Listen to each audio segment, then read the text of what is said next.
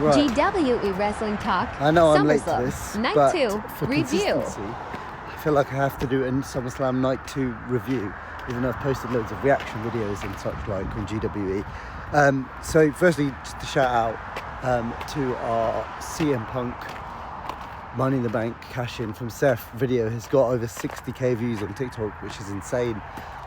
Million and like 100 comments and like thousands of likes and stuff. So thank you to everyone for that. But I just want to do a quick roundup of night 2 of SummerSlam because I've done the night 1 for Times Square back in London. It's not quite as all the Times Square, Fifth Avenue, back in London, jet lag. Just been to the gym to try and sort myself out, but I'm still very tired. But I thought I'd do a quick review of SummerSlam night 2. So we opened SummerSlam night 2 with the women's triple threat. First thing to say about this was how cool was Naomi's entrance. Who knew her dad was a famous guitarist? But that was pretty cool. So that was a great start to it. And this was a great opener. Obviously did not hit the heights of the WrestleMania triple threat opener. But I don't think it ever was gonna. But it was still a really great match. Energized the crowd. The crowd were really into it. And really interesting split. Obviously Io, Rhea, baby faces hugely over, especially Rhea, as is Io now. But a lot of people supporting Naomi as well. And I like the fact that she won with the pull of the tights because she is a heel and she's a proper heel. She's doing brilliantly. Talia and I, obviously Talia, if you've seen the videos, fully dressed up as Naomi with all that caution tape as well. And yeah, a really good solid opener.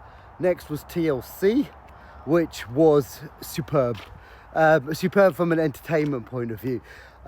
See, I can take these matches when they happen once, twice a year, and it's obviously a spot fest. That's what they would call it, a spot fest. But it was a damn good spot fest. And the highlight for me, Candice LeRae, fair play, and thank God she's not actually really hurt because that looked bad, and I thought it was really bad. She looked like she landed on her leg. Well, she did land on her leg, and that could have been a lot worse. But some amazing spots in it. Wyatt 6 retain, which I think is cool.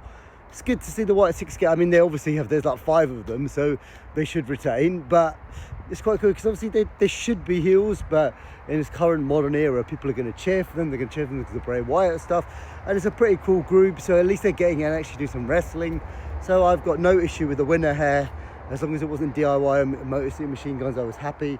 But some great spots from Fraxium, from all of them, from everyone. Everyone did well. Street Profits. Montez, actually, second best spot of the match was when Montez was going to get thrown into a table, and instead he leapt flying over.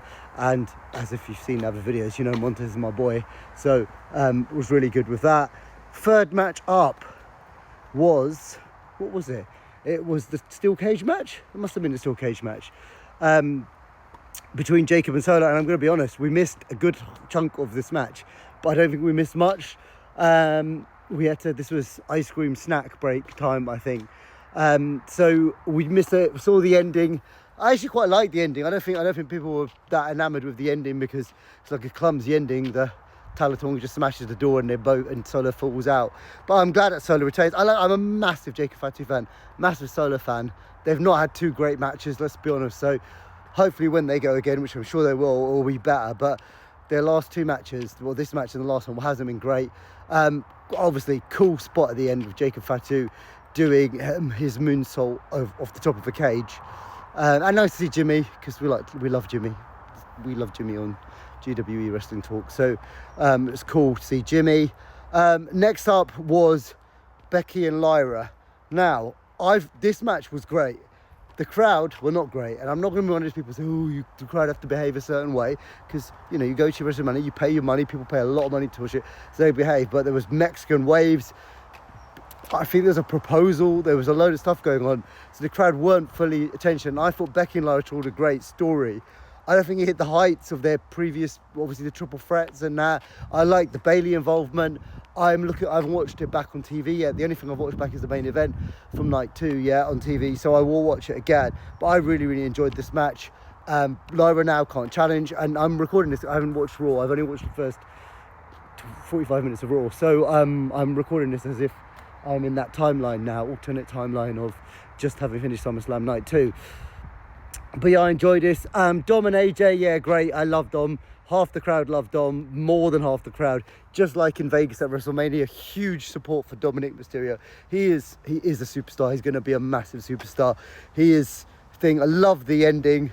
Love the chair bit. Obviously, it was a throwback to Eddie, and then the boot, throwback to Eddie and Kurt Angle. Loved it. They changed it, twisted it a bit. But yeah, good. Dominic needed to retain. I'm glad he retained.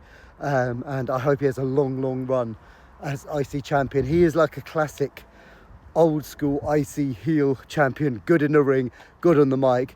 People hate him. People love to hate him, and now people love him as well. So, all good with that. And then we get, I think I haven't missed anything, we get to the main event. And a lot of people obviously criticised Cody and Cena at WrestleMania. Again, I was there. I didn't mind it. I didn't think it was the greatest match ever, but I don't think it was as bad as people said it was. I didn't even mind the Travis Scott interference, but this was epic. And me and Talia actually rewatched it this morning when we landed back in London. It was epic. This is a 5-star. I don't know, I don't care what Meltz or whoever else will say. This was brilliant. This is everything. It needed zero interference in a street fight. And they were brilliant. I mean, the forced finishes, we counted this morning, was it 9 or 8 or 9 AAs, including one off the right. I mean, the shot off the right. There's so much to talk about in this match.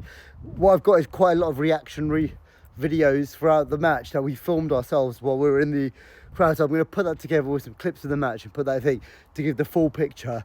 But this was epic. We watched it through twice now. Obviously watched it there and watched it back. Love this. Love that I'm really pleased that Cody won. He won the crowd over. Love the fact that the whole entrances, from the Dusty stuff to the Cena blacked out, which then changed. The pop was humongous. Crowd massively into it. It's one of those, and I've been to a few, and obviously Roman and Cody at 39 and at 40, the crowd was standing for so much of the match. Similar with this one, which tells you that everyone was into it. Great ending. Cody cut through the table, and then what was it, the 6th or 7th crossroads, and Cody wins. I genuinely thought that was enough. that was enough. We got the right winner, I think.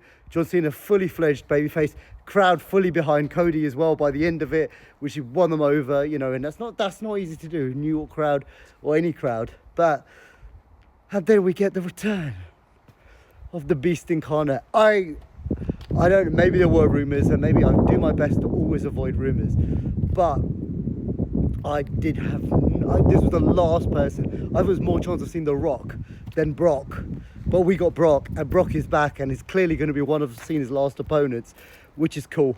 I'm down with that. Obviously, there's a whole other stuff about Brock.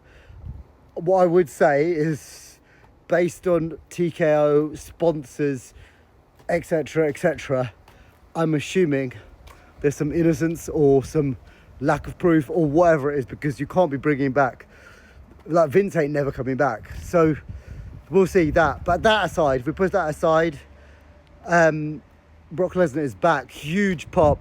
John Cena went through hell and then got an F5. There's no need for that.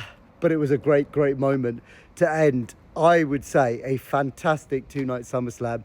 I actually don't know which night I prefer the most. I'm going to have to think about it. But what did you enjoy? What did you not enjoy? But yeah, what did you think of SummerSlam Night 2? Comment, like, and please check out our YouTube, TikTok, and Instagram for thing. And I probably mentioned this on the last video, but Logan Paul liked our Instagram video and he commented on it. I'm just going to say that out there. I'm just being humble.